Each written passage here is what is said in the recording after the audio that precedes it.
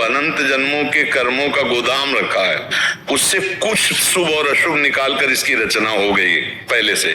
शरणागत तो अब हम हो रहे हैं, रचना तो शरीर की पहले से हो गई थी। अब उस रचना में लिखा 40 वर्ष में एक्सीडेंट होगा, आपकी टांग टूटेगी, तो आप भक्ति करो या ना करो, आपकी टांग टूटेगी। 40 वर्ष की घटना में होगा। अब आप 30 वर्ष से शुरू कर दिए भक्ति, आप सोच रहे हैं कि फिर जब अनंत जन्मों के पाप नष्ट हो जाते हैं तो ये कौन से जन्म का पाप भोग रहे हैं? वो पहले से निश्चित किया हुआ। इसीलिए बड़े बड़े सिद्धों के भी शरीर में रोग देखे जाते हैं, कष्ट देखे जाते हैं। रामकृष्ण परमहंस जी के गले में कैंसर था, बड़े महापुरुषों के शरीरों में। तो चूंकि शरीर रचना के समय वो रच दिया गया है, अब भजन में इतनी ताकत होती कि वो मिटा दे। पर जैसे पुराने कपड़े से आपको नया कपड़ा मिल जाने पर संबंध नहीं रहता, पुराना कपड़ा फाड़ दिया जाए तो आपको परेशानी नहीं रहेगी, ऐसे जो उत्तम भजनानंदी संत हैं वो अपने शरीर को पुराने कपड़े की तरह त्याग देते, तभी तो भजन की ऊंचाई में पहुंचे। तो शरीर के रोग को वो नष्ट कर सकते हैं पर वो नष्ट नहीं करते, वो उसे भोग लेते हैं और भजन प्रताप से भगवान को प्राप्त कर लेते हैं। तो ये जो अभी आप लोगों ने भक्ति शुरू की है, ये आपकी अभी नई फसल है, लेकिन पुरानी फसल से जो हमारे शरीर में रचना रच दी गई।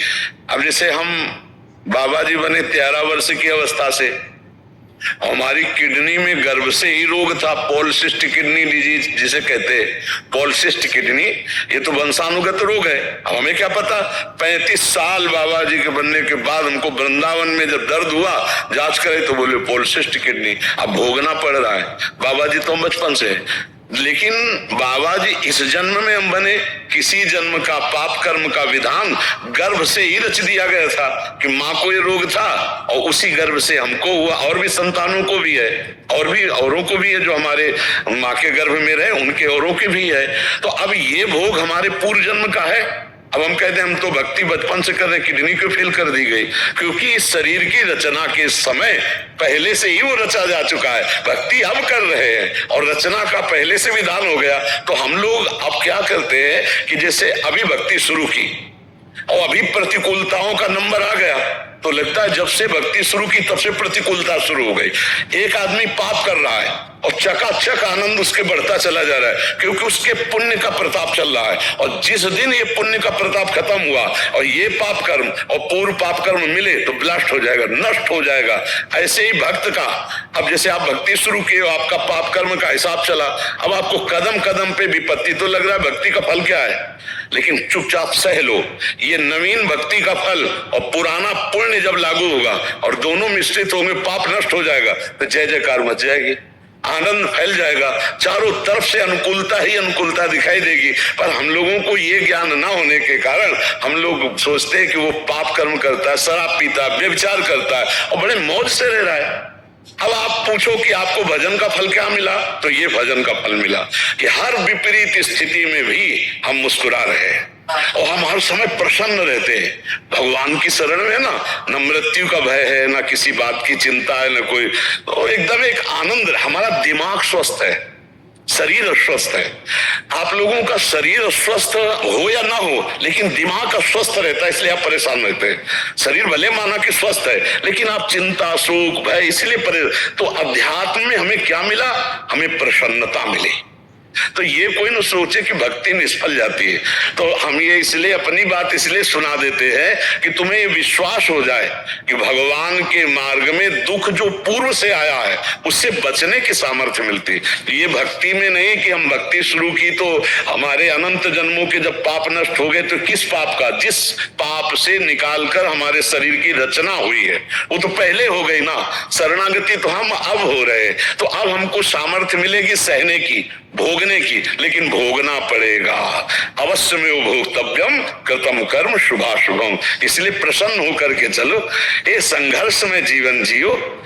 ऐसा क्यों डरते हो कि मतलब विपत्ति और दुख? अरे नहीं, चीर कर आगे निकलो विपत्तियों से। हम भगवान के अंश हैं, हम किसी भी स्थिति में हारने वाले नहीं। हर मार्ग को सह कर राधा राधा कदम आगे बढ़ाते चले जाओ तो मंजिल हासिल हो। एक बार उस चढ़ाई पर चढ़ गए, खत्म खेल। अब किसी की ताकत नहीं कि किसी भी तरह से गिरा सके, क्योंकि वो ऊंचाई ऐसी होती जैसे भुना हुआ चना चाहे जितना खाद पानी लगाओ अंकुर नहीं आएगा।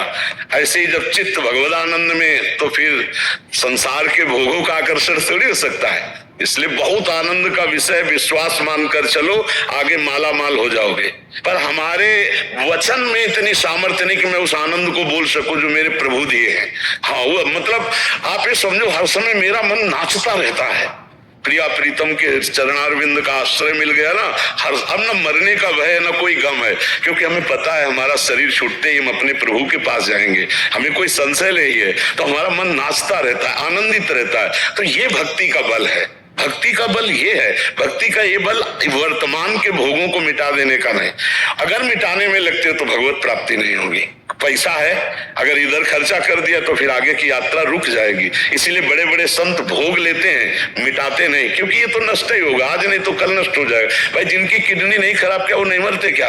जवान जवान आदमी, कुछ मिनट में घटना घटती है, हार्ट दिल फेल हो जाता है, एक्सीडेंट हो जाता है, कोई घटना, तो ये तो मृत्यु लोक है, शरीर तो जाएगा ही। तो ज्ञान का मतलब है शरीर के राग से हटकर भगवान में चित्त जोड़ देना, ना कि शरीर के सुधार में बने रहना। इसलिए भक्ति को धोखा मत समझो, भक्ति को दुख देने वाली मत समझो।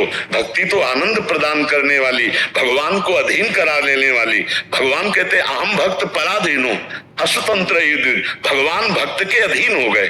देखो जहां अर्जुन की पादुका है, वहां भगवान बैठे सारथी बने रथी की। जहां आप सोचो, जिनके चरणों की रखने की चौकी को ब्रह्मा शंकर आदि नमस्कार करते, वो भगवान श्री कृष्ण कहाँ अपने भक्त के लिए कितना झुक सकते हैं। भगवान अहम भक्त पराधीन हूं, मैं भक्त के अधीन हो जाता हूं। तो भला ऐसी भक्ति प्राप्त करके हम दुखी हो सकते हैं? नहीं, कितना भी दुख दे हो, जितना कष्ट दोगे चुपचाप सहेंगे, किसी से ये नहीं कहेंगे कि भगवान हमको कष्ट दिए हैं।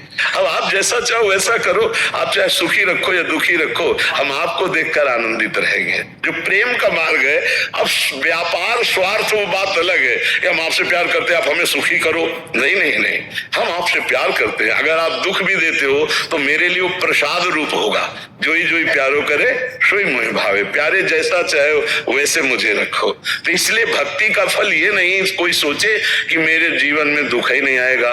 दुख आएगा, क्योंकि पहले से निश्चित हो चुका है। दुख सहने की सामर्थ्य भक्ति देगी। एक दुख में कोई नाचे, ये केवल भक्त में होगा, दूसरी जगह नहीं होगा। श्रीवास जी महाराज के घर में चैतन्य महाप्रभु नृत्य कर रहे हैं और लड़का अकेला था, वो बीमार था। वो जे ही पधार गया तो दासी ने कीर्तन में आके कहा कि पुत्र पधार गया। उनका सांस मत लेना, महाप्रभु चैतन्य देव कीर्तन कर रहे हैं, अगर उनके कीर्तन में बाधा पड़ी तो फिर हम अशांत हो जाएं। और करताल लेकर खूब जोर जोर से नाचने लगे। महाप्रभु चैतन्य देव तो भगवान के अवतार हैं। तत्काल कीर्तन रुका और कहा कुछ बात हो गई क्या मेरे मन में? तो किसी ने बताया कि श्रीवास का पुत्र पधार गया। श्रीवास को देखा तो करताल लेकर नाच। उनका श्रीवास तुमने बताया नहीं कि पुत्र पधार गया? बोले प्रभु मुझे इतना आनंद हुआ कि आप स्वयं नृत्य कर रहे हो, जीवात्मा शरीर छोड़ रहा हो, सीधे श्री हरि को प्राप्त हुआ। इससे बढ़कर लाभ और क्या हो सकता है? और फिर नाचने लगे। अकेला पुत्र मरे और वो करताल लेकर नाचे, ये भक्ति देती है। ये भक्ति देती, दूसरे में सामर्थ्य नहीं। भक्ति का यही फल। कल एक भगत आए थे, बहुत दिनों से जुड़े हुए हैं, वकील हैं, उनका एक ही पुत्र था और अभी पधार गया। तो वो आके कह रहे थे कि आपको कैसे बताऊं, सत्संग ने मुझे कैसे बचाया, नाम जप ने मुझे कैसे बताया। नहीं, ये दुख मैं नहीं झेल पा सकता था। मान लो बड़े वकील हैं और इसके बाद जितना अर्थ कमाया वो सब पुत्र के लिए, पुत्र चला गया, अब जीवन में क्या रह गया? फिर भी वो प्रसन्न है, फिर भी वो संतुष्ट है, क्योंकि वो भगवान के विधान को जान रहे हैं और सत्संग सुन रहे हैं। तो भक्ति हमें सहन करना सिखाती है।